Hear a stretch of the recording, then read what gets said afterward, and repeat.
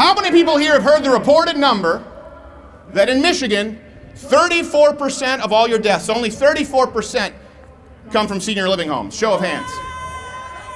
That number is a lie. And no one else has been able to dig into this as we have before, and we're still waiting on some information from the governor, which you'll be filing to when we're done with this. So,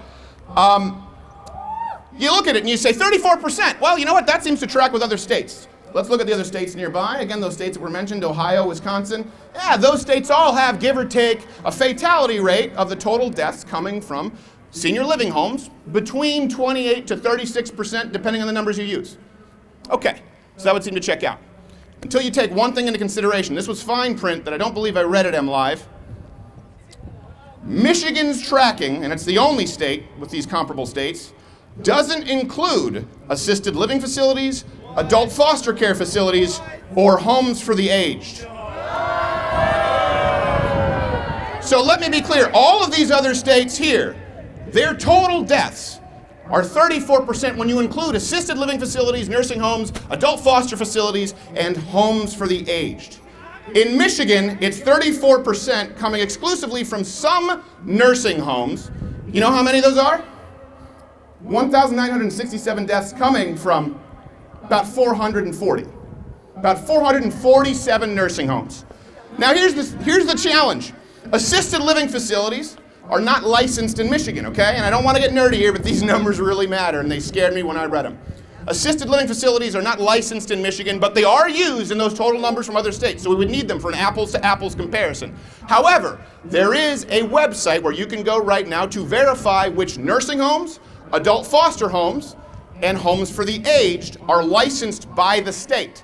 So the total number, 34% of all deaths in Michigan come from 440-something nursing homes. How many currently active licensed facilities are there in Michigan? Over 10 times that amount, folks. There are over 4,400 currently active licensed homes. So let's keep that into context. All those states that we're talking about, they're including numbers from thousands of locations and homes. For some reason, in Michigan, it's only including 1/10 of that. Science, right? All you little science deniers out there, anyone want to buy that all of these homes, 9/10 of them, 90% have had no deaths? Not one? And that brings us to another slide here, the results. So we've had to do some digging and some extrapolating, right? When you don't have a governor who's transparent enough to give you the numbers, you have to try and guess. The average age of death for someone in Michigan with COVID is 77 years old, 75 on the low end. Over 70% of all deaths from COVID in Michigan come from 70 years old or older. That tracks with the average age of people in nursing homes when they start going in, folks.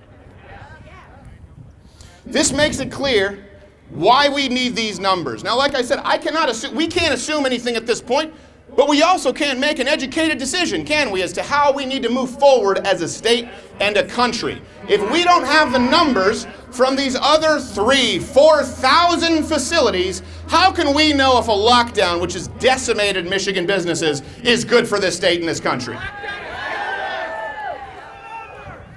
Release the numbers. Can we hear that? Let's release the numbers.